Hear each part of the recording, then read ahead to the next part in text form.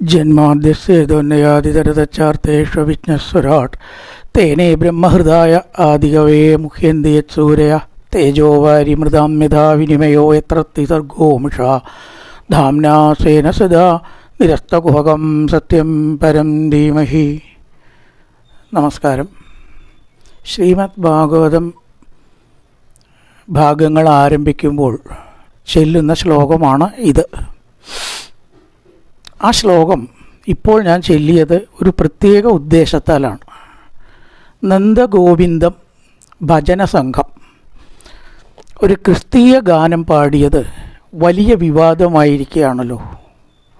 അതാണ് ഈ ഭാഗത്തിൻ്റെ വിഷയം. ജന്മാദ്യസ്യ യതോന്നയാതി തരതച്ചാർത്തേഷ്വവിജ്ഞസ്വരാട് എന്ന ശ്ലോകം നമ്മളെല്ലാം ഹൃദയത്തിൽ കൊണ്ടു നടക്കുന്ന ശ്രീമദ് ഭാഗവതത്തിലെ ആദ്യത്തെ ശ്ലോകമാണ്. ഈ ജന്മാദ്യസ്യ എന്ന അതേ വാക്കുകൊണ്ടാണ് ബ്രഹ്മസൂത്രവും തുടങ്ങുന്നത്. അതുകൊണ്ട് ബ്രഹ്മസൂത്രത്തിൽ പറയുന്ന അതേ വിഷയം തന്നെയാണ് ശ്രീമദ് ഭാഗവതത്തിൽ. പക്ഷേ കഥാരൂപേണ എന്നൊരു വ്യത്യാസമേ ഉള്ളൂ. ബ്രഹ്മസൂത്രത്തിൽ കാര്യം മാത്രം പറഞ്ഞിരിക്കുന്നു. ശ്രീമദ് ഭാഗവതത്തിൽ സാധാരണക്കാർക്ക് കുറച്ച് കഥകൾ ഉൾപ്പെടുത്തിയിരിക്കുന്നു എന്നൊരു വ്യത്യാസമേ ഉള്ളൂ. കഥകളല്ല ഉദ്ദേശം. ആ കഥകളെ കൊണ്ട് എന്ത് ഉദ്ദേശിക്കുന്നു എന്നത് തന്നെയാണ് ഉദ്ദേശം, പ്രധാനം. അത് ബ്രഹ്മമാണ്. ഈ ശ്ലോകത്തിൽ കൃഷ്ണനെന്നോ ശിവനെന്നോ സുബ്രഹ്മണ്യനെന്നോ ഹിന്ദു എന്നോ മുസ്ലിം എന്നോ എവിടെയാണുള്ളത്?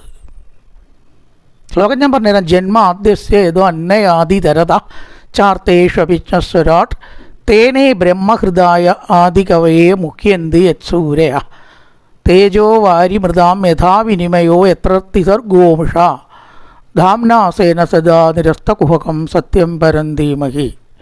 ധാംനാസേന സദാ നിരസ്തകുഹകം, യാതൊരു മറവോ മുറിവോ കൂടാതെ പ്രകാശിക്കുന്ന പരമസത്യത്തെ ഉപാസിച്ച് നമുക്ക് ഉൾക്കൊള്ളാം എന്നാണ്. അത് തന്നെയാണ് പരദേവത എന്ന വാക്കുകൊണ്ടാണ്, പരദേവൻ എന്ന വാക്കുകൊണ്ടാണ് ഈ ക്രിസ്തീയ ഭക്തിഗാനം തുടങ്ങിയിരിക്കുന്നത്. അത് ഒന്നാക്കിക്കൂടെ? തേനേ ബ്രഹ്മഹൃദായ ആദികവേ എന്നുള്ളതാണ് വേറൊരാൾ ചൂണ്ടിക്കാണിക്കുക. ബ്രഹ്മാവിന് വേദജ്ഞാനം നൽകി എന്ന് പറഞ്ഞാൽ ഹിന്ദുയിസം അല്ലേ? ഹിന്ദുയിസം അല്ല, ഒരിക്കലുമല്ല. ശ്രീമദ് ഭാഗവതവും ഭഗവത്ഗീതയും രാമായണവും ഹിന്ദുക്കളുടെ ഗ്രന്ഥമല്ല. തെറ്റ്. സനാതനധർമ്മം പാലിക്കാൻ ആഗ്രഹിക്കുന്ന മനുഷ്യർക്ക് വേണ്ടിയാണ് ഈ ഗ്രന്ഥം ഉണ്ടാക്കിയിരിക്കുന്നത്. ഞാൻ ഒന്നും കൂടി ആവർത്തിക്കുന്നു. സനാതനധർമ്മം മനുഷ്യൻ നന്നാവാൻ വേണ്ടി പറഞ്ഞു വെച്ചതായ അത് അനുഷ്ഠിക്കുന്നവർക്ക് വേണ്ടിയാണ് ഈ എല്ലാ ഗ്രന്ഥങ്ങളും. അതിൽ ഒരു വാക്ക് ഹിന്ദു എന്ന് ആർക്കെങ്കിലും കാണിച്ചു തരാൻ പറ്റുമോ? അതിലില്ല. ഉദ്ധവന് പറഞ്ഞു കൊടുത്തിട്ടുള്ളത് സനാതനം ബ്രഹ്മഗുഹ്യം എന്നാണ് ഭഗവാൻ ഉപസംഹരിച്ചിരിക്കുന്നത്. ഞാൻ അങ്ങേക്ക് പറഞ്ഞു തന്നത് സനാതനമാണ്, ഹിന്ദു ധർമ്മമല്ല. പലരും സനാതനധർമ്മവും ഹിന്ദു ധർമ്മവും ഒന്നായിട്ട് തെറ്റിദ്ധരിക്കുന്നു. വിശാലാർത്ഥത്തിൽ അത് ശരിയാണ്, സങ്കുചിത അർത്ഥത്തിൽ തെറ്റാണ്. ഹിന്ദു റിലിജൻ എന്താണ് ഹിന്ദു എന്നെടുക്കുമ്പോൾ ഹിന്ദു അല്ല സനാതനൻ. അല്ലാത്ത അർത്ഥത്തിൽ ഹിന്ദുവും സനാതനാക്കിയിട്ട് എടുക്കുമ്പോൾ കുഴപ്പമില്ല. താനും മനസ്സിലായിട്ടുണ്ടാവും എന്ന് വിചാരിക്കണം ഞാൻ പറയണത്. ഹിന്ദു, ക്രിസ്ത്യൻ, മുസ്ലിം, ജൈന, ബുദ്ധൻ എന്നീ മതങ്ങൾ എടുക്കുമ്പോൾ ഹിന്ദു എന്ന് പറയുന്ന ധർമ്മമല്ല സനാതനധർമ്മം. വിശാല അർത്ഥത്തിൽ എല്ലാവരും ഹിന്ദുക്കളാണ് എന്നെടുത്താൽ ശരിയെന്ന് കുഴപ്പമൊന്നുമില്ല. ഒരു മതത്തിൻ്റെ ആശയമല്ല നമ്മൾ ഭാരതത്തിൽ പറഞ്ഞിരിക്കുന്നത്. ഇതാദ്യം പറയട്ടെ. ആയുർവേദം, ധനുർവേദം, ഗാന്ധർവം, സ്ഥാപത്യം, ഈ 4 വേദത്തിൻ്റെയാണെന്ന് പറയുന്നു. ആയുർവേദ മരുന്നുകൾ മുസ്ലിംസ് കഴിക്കണില്ലേ? ആയുർവേദ ചികിത്സ ക്രിസ്ത്യൻസ് നോക്കുന്നില്ലേ? ജ്യോതിഷം, വ്യാകരണം, ഛന്ദസ് എന്നീ 6 ശാസ്ത്രങ്ങളിൽപ്പെട്ടത് നമ്മുടെ ഈ സനാതനധർമ്മമാണ്. ഹിന്ദു എന്ന് ഞാൻ പറയില്ല. ജ്യോതിഷം മറ്റു മതസ്ഥർ നോക്കണില്ലേ? വാസ്തു മറ്റൊരു മതസ്ഥർ നോക്കണില്ലേ? സൂര്യനെ ഉപാസിക്കുന്നത് എങ്ങനെയാണ് ഹിന്ദു ആവുക? സൂര്യപ്രകാശം മുസ്ലിം വീടുകളിൽ എത്തുന്നില്ലേ? സോളാർ സെല്ല് ക്രിസ്ത്യൻ വീടുകളിൽ വയ്ക്കുന്നില്ലേ? ഇല്ലെങ്കിൽ ഇല്ല പറയും നിങ്ങൾ. അപ്പോൾ ഇതൊന്നും ഒരു പ്രത്യേക മതവിഭാഗത്തിനുള്ളതല്ല. അങ്ങനെയാണ് സത്യം പരം ധീമഹിയെ എടുക്കണ്ടു. ബ്രഹ്മാവിന് വേദജ്ഞാനം എന്ന് പറഞ്ഞാൽ അവിടെ സൃഷ്ടികർത്താവ് എന്ന അർത്ഥം എടുത്താൽ മതി. 4 തലയുള്ള രുദ്രാക്ഷമാല ജപിച്ച നമ്മുടെ ഹിന്ദു മിഥോളജിയിൽ പറയുന്ന ബ്രഹ്മാവ് എന്ന അർത്ഥം എടുക്കണമെന്നില്ല. ബ്രഹ്മം എന്ന് പറയുന്നതിന് ഒരുപാട് അർത്ഥങ്ങളുണ്ട്. നമ്മൾ പറയുമ്പോൾ ബ്രഹ്മാവിന് വേദജ്ഞാനം എന്ന് വ്യാഖ്യാതാക്കൾ പറയില്ലേ, നമുക്ക് തിരുത്താലോ. സൃഷ്ടികർത്താവ് ജസ്റ്റ് അതെടുത്താൽ മതി. ഏത് മതത്തിലാണ് സൃഷ്ടികർത്താവ് ഇല്ലാത്തത്? സൃഷ്ടികർത്താവാണ് ഈ പ്രപഞ്ചത്തെ സൃഷ്ടിക്കുന്നത്. അത് ഏത് മതപ്രകാരവും അങ്ങനെ തന്നെയാണ്. ആദിയിൽ വചനമുണ്ടായി എന്ന് പറഞ്ഞാൽ എന്താണ്? ഈശ്വര സങ്കല്പപ്രകാരം സൃഷ്ടിയുണ്ടായി എന്ന് തന്നെയാണ്. അതുകൊണ്ട് സത്യം പരം ധീമഹി എന്നുള്ള ഭാഗവത വിശ്വാസികൾ ഒരിക്കലും മതവിഭാഗത്തിൻ്റെ പേരിൽ വിഭാഗീയത കണ്ടുകൂടാ. അങ്ങനെയാണെങ്കിൽ ഒരു ഭാഗവതത്തിനെയാണ് ധിക്കരിക്കുന്നത്. ഈ ഭാഗവതം ഏതൊക്കെ ആൾക്കാർക്ക് ശ്രേയസ്സുണ്ടോ വേണം എന്ന് ആഗ്രഹിക്കുന്നുണ്ടോ അവർക്കൊക്കെയാണ് പറഞ്ഞിരിക്കുന്നത്, ഒരു പ്രത്യേക വിഭാഗത്തിനല്ല. ആ ഭാഗവതത്തിൻ്റെ ബേസിൽ ഞാൻ പറയുകയാണ്. ഞാൻ കുട്ടിക്കാലത്ത് ഭജന ചൊല്ലി പഠിച്ചിരുന്ന ക്ഷേത്രങ്ങളിൽ, കൂരടി ശിവക്ഷേത്രത്തിൽ പറയാം ഏതാ അമ്പലമെന്ന്. ഈശ്വര ഹള്ള തേരേ നാം സബ്കോ സന്മതി ദേ ഭഗവാൻ, ഈശ്വര ഹള്ള തേരേ നാം സബ്കോ സന്മതി ദേ ഭഗവാൻ. സലിപ്പൂണൂലിട്ട ബ്രാഹ്മണനാണ് ചൊല്ലി തന്നിരിക്കുന്നത്. അദ്ദേഹം ഒരു കണ്ണ് കാണാത്ത ആളായിരുന്നു. ഞങ്ങളത് ഏറ്റ് ചൊല്ലിയിട്ടുണ്ട്. ഒരാൾക്കും ഒരാക്ഷേപവും ഇല്ലല്ലോ. അവിടെ എല്ലാം കുറച്ച് ബ്രാഹ്മിൻസ് കമ്മ്യൂണിറ്റിയാണ്. ആരും ഈ ഈശ്വര ഹള്ള എന്ന് പാടണ്ടെന്ന് പറഞ്ഞിട്ടില്ല. അതുകൊണ്ട് ഒരു ക്രിസ്തീയ ഭക്തിഗാനം പാടി എന്നത് ഒരു മഹാപരാധമല്ല. ക്ഷേത്രത്തിൽ പാടരുത്. ക്ഷേത്രത്തിലാണ് പാടേണ്ടത്, ക്ഷേത്രത്തിലാണ് പാടേണ്ടത്. ഞാൻ പറഞ്ഞത് എല്ലാ വിഭാഗം ക്ഷേത്രങ്ങളും അത് ഉൾക്കൊള്ളണം. എന്തുകൊണ്ട് നമുക്ക് മാത്രം ഉൾക്കൊള്ളണം? എന്താണ് അവർ ഉൾക്കൊള്ളാത്ത? ഇത്ര ബാലിശമായ ചോദ്യമാണ് പല നേതാക്കളും ചോദിക്കുന്നത്. ആരാന്നൊന്നും ഞാൻ പറയാനില്ല. അവർ നന്നായാലേ നമ്മൾ നന്നാവുള്ളൂ. ഇതെന്ത് ബാലിശവാദമാണത്? നിങ്ങൾ ആൾക്കാരെ കൊല്ലണത്തോളം ഞങ്ങളും കൊല്ലും, ഉറപ്പാണ്. നിങ്ങൾ കൊല്ലട് നിർത്തിയാൽ ഞങ്ങൾ കൊല്ലട് നിർത്താം. ഇത് എവിടുത്തെ ന്യായമാണ്? അതുകൊണ്ട് അവർ നന്നാവാത്തത് എന്തെല്ലാമോ കാരണങ്ങളെ കൊണ്ടാണെങ്കിൽ, എന്ത് കാരണം കൊണ്ടാണെങ്കിലും നമുക്കെന്തുകൊണ്ട് നന്നായിക്കൂടാ? ആദ്യം നമുക്ക് നന്നായിട്ട് വേണ്ടേ മറ്റൊരാളെ ഉപദേശിക്കാൻ? വിവേകാനന്ദൻ്റെ പേരൂർ എന്ന് പറയുന്ന സ്ഥലത്ത് ക്രിസ്ത്യൻ ആഘോഷം, ഈസ്റ്റർ ആഘോഷിക്കുന്നത് വളരെയേറെ ഹിന്ദു സന്യാസിമാരാണ് എന്ന് എനിക്കൊരു എപ്പിസോഡിൽ നിന്ന് മനസ്സിലാക്കാൻ കഴിഞ്ഞു. അത് ശരിയാണ്. താനും സന്യാസിമാർ ക്രിസ്തുമസ് ആഘോഷിക്കുന്നു. മാതൃകാപരമായിട്ട് നമ്മൾ അംഗീകരിക്കേണ്ടതല്ലേ അത്? എന്താണതിൽ തെറ്റ്? അത്തരം സംസ്കാരം ഉൾക്കൊള്ളുന്ന ഒരു ഭാരതത്തിൽ ഒരു ക്രിസ്തീയ ഗാനം സഹിക്കാൻ വയ്യെങ്കിൽ നിങ്ങളൊക്കെ എന്ത് വിശ്വാസികളാണെന്നാണ് ഞാൻ ചോദിക്കുന്നത്. നിങ്ങളൊക്കെ എന്ത് വിശ്വാസികളാണ്? ഈ 3 അക്ഷരത്തിൻ്റെ അർത്ഥം എന്താണ്?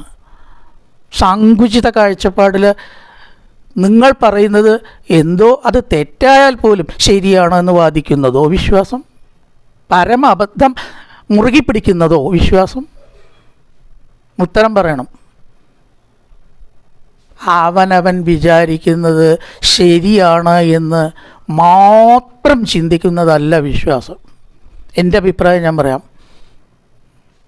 നമുക്കിഷ്ടം പോലെ അബദ്ധങ്ങൾ സംഭവിക്കുന്നുണ്ട് എന്ന് ആദ്യം മനസ്സിലാക്കുക. നമ്മുടെ കാരണവന്മാർ പലതും നമ്മളെ പറഞ്ഞ് ധരിപ്പിച്ചിട്ടുണ്ട്. അവരൊക്കെ മനുഷ്യന്മാരല്ലേ, അതിൽ തെറ്റുപറ്റിക്കൂടെ?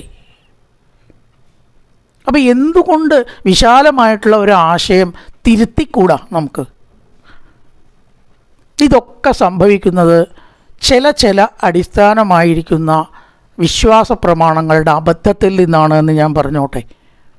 വിശ്വാസം ഒരിക്കലും സങ്കുചിതം ആവരുത്. തിരുത്തപ്പെടാത്തതല്ല വിശ്വാസം, തിരുത്തപ്പെടുന്നതാണ്. അന്ധമായിരിക്കുന്ന വിഗ്രഹ ആയിട്ടുള്ള ഒരു സംസ്കാരം നമുക്ക് വന്നു. ചില ആൾക്കാർ അബദ്ധം കാണിച്ചു, നമ്മൾ അബദ്ധം തുടരുന്നു. മുസ്ലിം വിശ്വാസത്തിൽ വിഗ്രഹ ആരാധന ഇല്ല എന്നാണ് പറഞ്ഞു വരുന്നത്. ഞാൻ ഖുർആൻ പഠിച്ചിട്ടില്ല, മുസ്ലിം മതത്തെക്കുറിച്ച് ചിന്തിച്ചിട്ടുമില്ല അധികമൊന്നും. പക്ഷേ വിഗ്രഹ ആരാധന അവർക്ക് എതിരാണെന്നാണ് പലരും എന്നോട് പറഞ്ഞത്. ആയിക്കോട്ടെ, വിഗ്രഹ ആരാധന മുസ്ലിങ്ങൾക്ക് മാത്രമാണോ എതിരായിട്ടുള്ളത്? നമ്മുടെ കൂട്ടത്തിൽ എത്രയോ ആൾക്കാർ വിഗ്രഹത്തിനെ എതിർത്തിട്ടുണ്ട്. ബഹുമാനപ്പെട്ട മുഖ്യമന്ത്രി ഹിന്ദുവല്ലേ? മുഖ്യമന്ത്രിയുടെ മകൻ ഗുരുവായൂർ ദർശിച്ചിട്ടില്ലേ? ആ മുഖ്യമന്ത്രി പറഞ്ഞു വിഗ്രഹാരാധന അധികം പ്രാധാന്യം കൊടുക്കേണ്ടതെന്ന്. അദ്ദേഹം മാത്രമല്ല, പലരും പറഞ്ഞിട്ടുണ്ട്, വിശ്വാസികൾ പറഞ്ഞിട്ടുണ്ട് വിഗ്രഹാരാധന തെറ്റാണെന്ന്.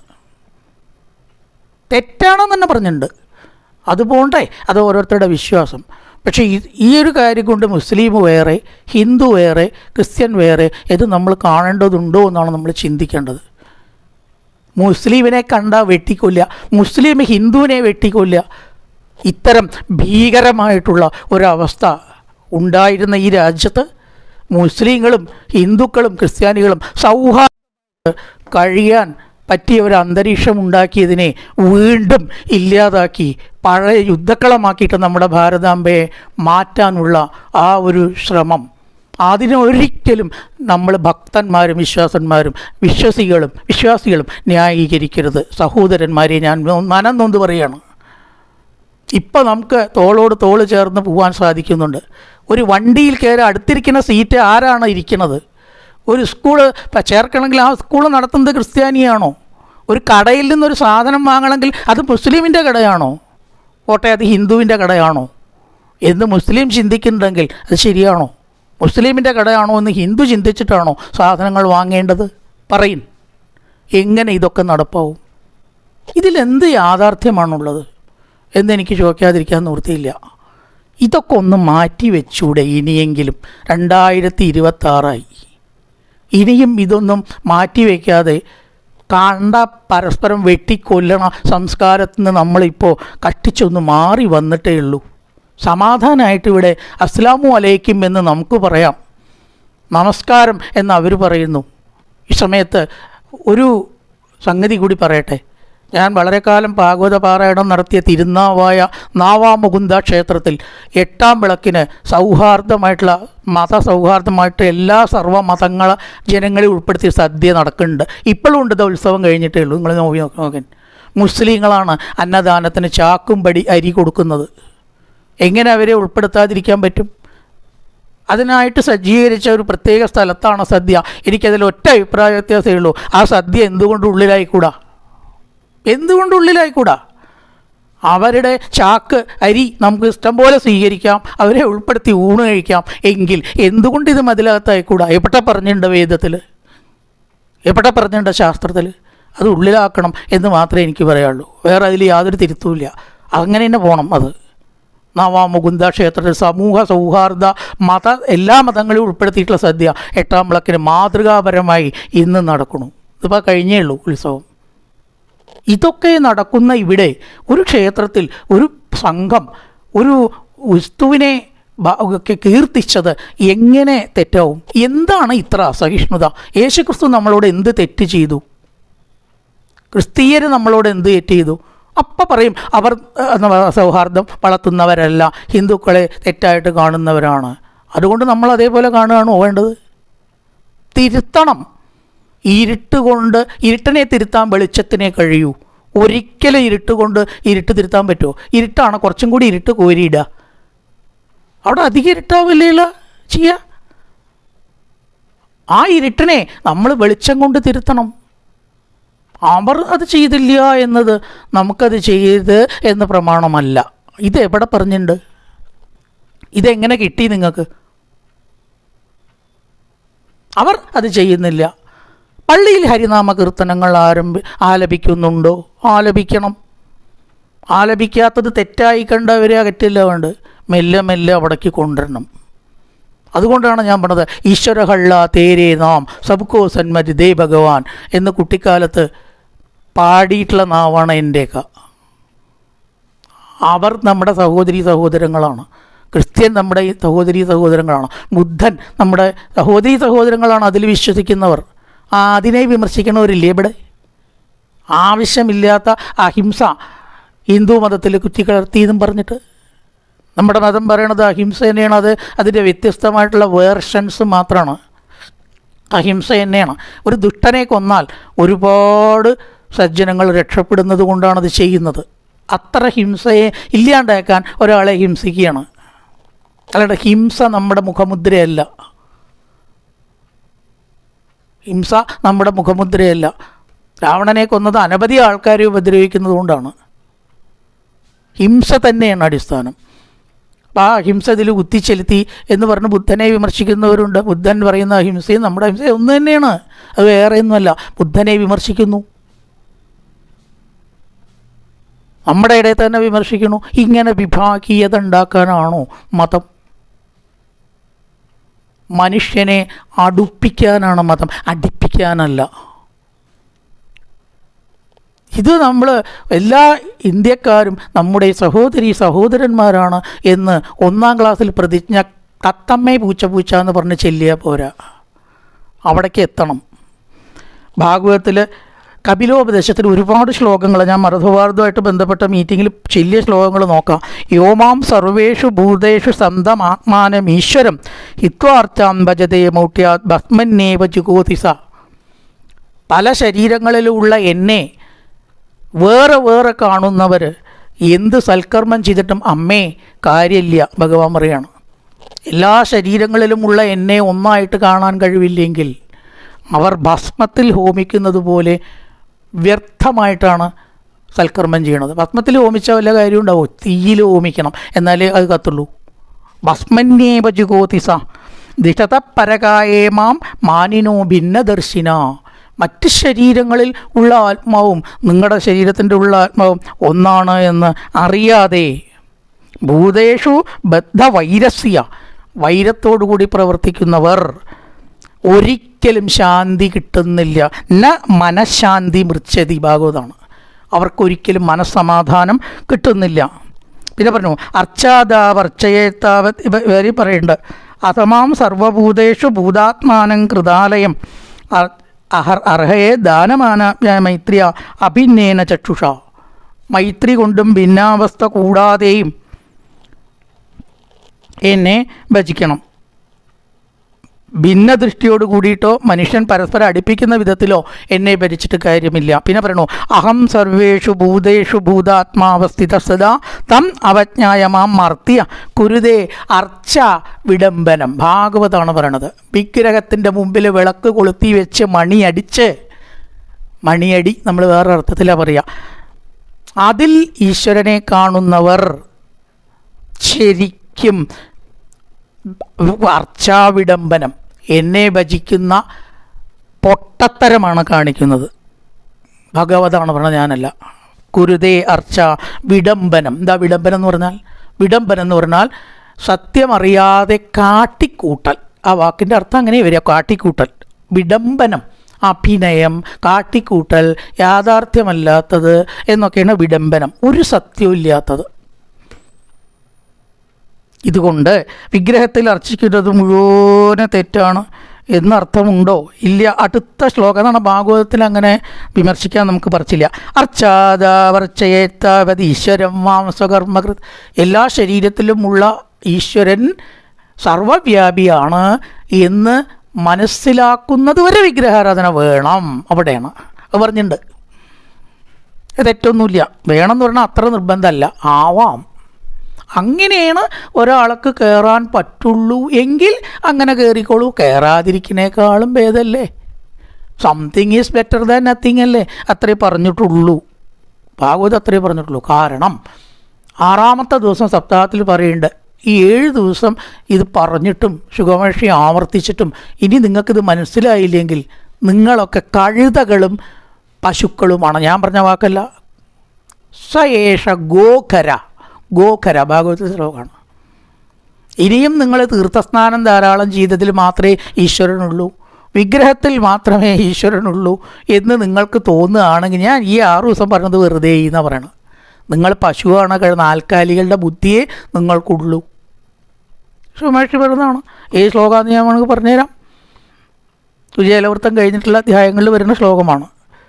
അപ്പോൾ ഇതൊക്കെ ഭാഗവതത്തിൽ പറഞ്ഞത് നമ്മൾ പലരും ശ്രദ്ധിക്കാതെ പോകുന്നു. പേടിച്ചിട്ടോ നമ്മൾ സമൂഹത്തിൽ നിന്ന് ഒറ്റപ്പെടുന്നു വിചാരിച്ചിട്ടോ. പക്ഷേ സത്യത്തിന് പറയാൻ എന്തിനാണ് ഒറ്റപ്പെടുന്നത്? അപ്പോൾ ഈ നന്ദഗോവിന്ദം ഭജൻസ് ഞാൻ അവസാനം വിഷയത്തിലേക്ക് വരുന്നു. ഒരു ക്രിസ്തീയ ഭക്തിഗാനം പാടി എന്ന് വിചാരിച്ചിട്ട് ഒരിക്കലും ഇത്ര അസഹിഷ്ണുത നമുക്ക് തോന്നേണ്ട കാര്യമില്ല. ഞാൻ പറഞ്ഞത് പള്ളിയിലായിരുന്നു നാമകീർത്തനം ചെല്ലുന്ന വേണമെന്നാണ്. അത് ചെല്ലാത്തത് കൊണ്ട് നമ്മളവരെ വെറുക്കല്ല വേണ്ടത്, അവരത്രേ ആയിട്ടുള്ളൂ. വേണമെന്ന് പറയാലോ, നമുക്ക് പറയാലോ, പറയണേനെന്താ. ഇതൊക്കെ അങ്ങോട്ടും ഇങ്ങോട്ടും കുറച്ച് മതസൗഹാർദ്ദ പ്രാർത്ഥന അല്ലെങ്കിൽ സർവമത പ്രാർത്ഥന ആവശ്യമാണ്. എല്ലാ ക്ഷേത്രങ്ങളിലും വേണം, എല്ലാ പള്ളികളിലും വേണം, എല്ലാ മതങ്ങളെക്കുറിച്ചും വേണം. നമ്മൾ ഈ അടി അങ്ങോട്ട് മാറ്റുക എന്നാണ് എനിക്ക് പറയാനുള്ളതായിട്ടുള്ള ഏക സന്ദേശം. നന്ദഗോപൻ ഭജൻസിന് എന്തിനാണ് അത്ര പേടിക്കേണ്ടത്? നന്ദഗോവിന്ദത്തിന് ബുക്ക് ചെയ്യുമ്പോൾ ധൈര്യമായിട്ട് പറയട്ടെ, ഞങ്ങൾ മറ്റു മതങ്ങളെ പാടും, ഹിന്ദുക്കളുടെ ഭജന സംഘമല്ല പറയട്ടെ. അവരെ ക്രിസ്ത്യാനിസ് വിളിക്കുന്ന ആളെ അല്ലെങ്കിൽ മുസ്ലിംസ് വിളിക്കും, അല്ലെങ്കിൽ മനുഷ്യർ വിളിക്കും. ഈ മനുഷ്യരല്ലാത്ത മതഭ്രാന്തന്മാർ വിളിക്കണ്ട. എനിക്ക് അവരോട് പറയാനുള്ളത് ധൈര്യമായിട്ട് നിങ്ങൾ പറയണം എന്നാണ്. ധൈര്യമായിട്ട് പറയണം. ഹിന്ദുക്കളുടെ മാത്രമേ ഞങ്ങൾ പാടുന്നവരല്ല നിങ്ങൾ പറഞ്ഞാൽ തല പോവുകയാണോ? പോട്ടെ. പണ്ട് മതമായിരുന്നു പ്രശ്നമെങ്കിൽ ഇത് മതേതരത്വം പ്രശ്നമായി മാറിയിരിക്കുന്ന ദയനീയമായിട്ടുള്ള അവസ്ഥ. ഈ ഒരു വിവാദം ഈ തെരഞ്ഞെടുപ്പിന് മുമ്പേ ഉണ്ടായിട്ടുണ്ടെങ്കിൽ നന്നായിരുന്നു. കാരണം UDF-നും CPM-നും പണി കുറഞ്ഞ് കിട്ടിയേനെ. പക്ഷെ പണി അവർക്ക് കുറഞ്ഞു കിട്ടും. നല്ല കാലമായി അവരുടെ നല്ല കാലം അതിന് ശേഷമായതുകൊണ്ട് അത്രയും ബാലിശമായി എന്നാണ് എനിക്ക് പറയാനുള്ളത്. ഒരു ക്രിസ്തുവിനെ സഹിക്കാൻ കഴിവില്ല. എന്തുകൊണ്ട് കഴിവില്ല എന്നാണ് ഞാൻ ചോദിക്കുന്നത്. എന്താണ് ഇതൊക്കെ എവിടുന്ന് വന്നു? ഇതിനൊക്കെ തന്നെയല്ലേ നമ്മൾ വർഗീയം എന്ന് പറയുന്നത്, അല്ലാതെ ഏതിനാ വർഗീയം എന്ന് പറയുന്നത്? അപ്പം കുറച്ചൊക്കെ ഈ പറയുന്ന തത്വങ്ങൾ നമ്മൾ ഉള്ളിലേക്ക് കൊള്ളാതെ കണ്ട് വെറുതെ എന്തൊക്കെയോ അർച്ചാവിഡംബനം എന്ന് പറഞ്ഞ പോലെ കാട്ടിക്കൂട്ടുക എന്നുള്ളത് കൊണ്ടായി തീർന്നു. ഒരു ധൈര്യം നിങ്ങൾ ചെയ്തതിൽ ഒരു തെറ്റുമില്ല. നന്ദഗോവിന്ദൻ ഭജനത്തിനോട് ഞാൻ പറഞ്ഞ് കൺക്ലൂഡ് ചെയ്യുകയാണ്. നിങ്ങൾ ചെയ്തത് 100% ശരിയാണ്. നിങ്ങൾ ക്ഷേത്രത്തിലല്ല ചെയ്തിരിക്കണം. നിങ്ങൾക്ക് വാദിക്കാൻ വേണമെങ്കിൽ പോയിൻ്റും ഉണ്ട്. നിങ്ങൾ ക്ഷേത്രത്തിലല്ല ചെയ്തിരിക്കണം. ക്രിസ്ത്യൻസും ഹിന്ദുക്കളും കൈ കോർത്ത് പോകുന്ന ഒരു സ്ഥലത്താണ് നിങ്ങളത് ചെയ്തിരിക്കുന്നത്. അവിടെ യാതൊരു സ്പർദ്ധയില്ല. എന്തുകൊണ്ട് ചൊല്ലിക്കൂടാ? എവിടെയാണ് ഇതിൽ തെറ്റ്? ഇനി ഞാൻ പറഞ്ഞ ശ്ലോകം എവിടെയാണെന്ന് പറഞ്ഞുതരാം. ദശമസ്കന്ധം 84 അധ്യായം 13 ശ്ലോകം. നോട്ട് ചെയ്യേണ്ടവർക്ക് നോട്ട് ചെയ്യാൻ വേണമെങ്കിൽ ദശമസ്കന്ധം 84 അധ്യായം 13 ശ്ലോകം. യസ്യാത്മബുദ്ധി ഗുണഭേതിധാതുകേ ശ്രുതി കളത്രാദിഷു ഭൗമ ഇച്ഛതി തീർത്ഥബുദ്ധി സലിലേന കർക്കിതിൽ ജനേഷു അഭിജ്ഞേഷു സേവ ഗോഹര. ഈ വെള്ളത്തിൽ പോയിട്ട് പൊന്മ മുങ്ങണ പോലെ മുങ്ങലും വിഗ്രഹത്തിൻ്റെ മുമ്പ് കൂടെ പായലും ആണ് ഒരു കഴിഞ്ഞാൽ വേറൊന്ന്, അത് കഴിഞ്ഞാൽ വേറൊന്ന് നിങ്ങൾ ചെയ്യുന്നത്. അവിടെയാണ് ഈശ്വരൻ എന്ന് നിങ്ങൾ വിശ്വസിക്കുന്നുണ്ടെങ്കിൽ സ ഏവ ഗോഖര. ശ്ലോകമാണ്. ഗോ പശു, കര കഴുത. അതുകൊണ്ട് ഇതിൽ ഈ അമിത പ്രാധാന്യം കൊടുക്കുക, സങ്കുചിത കാഴ്ചപ്പാടിലേക്ക് വരിക, ഇതൊക്കെ ചെയ്യുമ്പോഴാണ് ഇത്തരം പ്രശ്നങ്ങൾ ഉണ്ടാവുന്നത്. അവസാനം ഞാൻ വീണ്ടും പറയുകയാണ്, നന്ദഗോവിന്ദം ഭജൻ സംഘമേ, മാതൃക കാണിച്ചതായിട്ടുള്ള മതസൗഹാർദ്ദക്കാരെ, അതിന് സർവ്വവിധത്തിലുള്ള ധൈര്യം കാണിച്ച ഗാനം പാടിയവരോട് ഒരു കാര്യം എനിക്ക് പറയാനുണ്ട്. നിങ്ങൾ ഇതിൽ പിന്മാറരുത്. ഇനി ഒരു ഭജനയിലും ക്രിസ്ത്യ ഗാനങ്ങൾ പാടില്ല എന്ന് നിങ്ങൾ പറഞ്ഞാൽ നിങ്ങൾ ഭീരുക്കളാണ്. വളരെ അബദ്ധവും. നിങ്ങളത് പാടുമെന്ന് ബുക്ക് ചെയ്യുമ്പോൾ പറയൂ, ഫോണോ നേരിട്ടോ നിങ്ങളെ കാണാമെന്ന് പറയൂ, അത് ഞങ്ങൾ ചെയ്യും എന്ന് ധൈര്യമായിട്ട് പറഞ്ഞ് അത് ചെയ്യൻ. ഈശ്വര ഹള്ള തേരേ നാം എന്നും കൂടി പാടൂ. എവിടെ എത്തും? നമ്മൾ ആകാശം ഇടിഞ്ഞു വീഴുമോ നോക്കാലോ. ധൈര്യമായിട്ട് പറയൂ. നിങ്ങൾ പാടുന്നത് കലയാണെങ്കിൽ, നിങ്ങൾ പാടുന്നത് സംഗീതമാണെങ്കിൽ, നിങ്ങൾ അന്വേഷിക്കുന്നത് ദൈവമാണെങ്കിൽ, യഥാർത്ഥ ദൈവം, ഹിന്ദു ദൈവമല്ല, നിങ്ങളുടെ കൂടെ ആളുണ്ടാവും. എല്ലാവിധ കൺഗ്രാറ്റുലേഷൻസും നിങ്ങൾക്ക് നൽകിക്കൊണ്ട് പിന്തിരിപ്പൻ ശക്തികളെ നിങ്ങൾ എതിർത്ത് ധൈര്യമായി ബുക്ക് ചെയ്യാൻ വരുന്നതോട് പറഞ്ഞ് സർവമത ധാരാളം ഉൾപ്പെടുത്തിക്കൊണ്ട് നിങ്ങളുടെ ഭജന മുന്നോട്ട് പോട്ടെ. ഈ പറയുന്നതും ഈ കാണിക്കുന്നതും ഈ എതിർക്കുന്നവരും മറുപടി നിങ്ങൾ പറയണം. നിങ്ങളുടെ കഴിവ് കൊണ്ടും സംഗീതം കൊണ്ടുമാണ് നിങ്ങൾ വിജയിച്ചത്. എന്നിട്ട് പറയണു അവർ ഹിന്ദുക്കളുടെ ഔദാര്യമാണ് നിങ്ങളുടെ ഉയർച്ച. എങ്ങനെയാവും? എന്താ എല്ലാവരും ഉയരാത്ത? ഞാനും ഹിന്ദുവാണ്, എനിക്ക് സംഗീതം പാടി ഉയരാൻ പറ്റിയിട്ടില്ല. സംഗീതമാണ് നിങ്ങളെ അവിടെ എത്തിച്ചിരിക്കണം, ഹിന്ദുക്കളൊന്നുമല്ല. ധൈര്യമായിട്ട് പറയാൻ നിങ്ങൾക്ക് ആർജവമുണ്ടാവണം. ഇനി ഹിന്ദുക്കൾ തന്നെയാണ് അവരെ ഉയർത്തിയത് എങ്കിൽ ഹിന്ദുക്കളോട് അവർ എന്ത് മഹാപരാധമാണ് ചെയ്തത്? ഒരു ക്രിസ്തീയ ഗാനം പാടിയതോ? ഹിന്ദുക്കളെ മുഴുവനെ ചവിട്ടി തേച്ച് അപമാനിക്കുക ചെയ്തിട്ടുണ്ടോ അവർ? ഒരു ക്രിസ്തീയ ഗാനം പാടിയാൽ അതെങ്ങനെ അല്ല ഹിന്ദുക്കൾക്ക് അപമാനമാവും? അതുകൊണ്ട് നിങ്ങൾ ധൈര്യമായിട്ട് മുന്നോട്ട് പോകണം. നമ്മൾ എന്നെന്നും ഗുരുസ്ഥാനത്ത് കണ്ടതായിട്ടുള്ള സാമൂഹ്യ പരിഷ്കർത്താവായിട്ടുള്ള ശ്രീനാരായണ ഗുരുവിൻ്റെ ആ പ്രസിദ്ധമായിട്ടുള്ള വാക്യം കൂടി ഞാൻ ഉദ്ധരിക്കുന്നു. ജാതിഭേദം മതദ്വേഷം ഏതു കൂടാതെ സർവരും സോദരത്വേന വാഴുന്ന മാതൃകാസ്ഥാനമാണിത്. ക്ഷേത്രത്തിലാണ് അദ്ദേഹം അത് എഴുതി വച്ചിരിക്കുന്നത്. ക്ഷേത്രത്തിൽ, പള്ളിയിലോ പൊതുസ്ഥലത്തോ അല്ല. അങ്ങനെ അദ്ദേഹം സ്ഥാപിച്ചിട്ടുള്ള 108ഓളം ശിവാലയങ്ങളാണെന്നാണ് എൻ്റെ ധാരണ. അതിലെല്ലാം അത് ബാധകമാണല്ലോ, ഒരു ക്ഷേത്രത്തിൽ മാത്രമല്ല. അത്തരം പാരമ്പര്യം ഉള്ളതായിട്ടുള്ള ഈ ഒരു രാജ്യത്ത് ഇത്തരം വിഘടനവാദങ്ങൾ എങ്ങനെ നമുക്ക് പൊറുക്കാനാവും?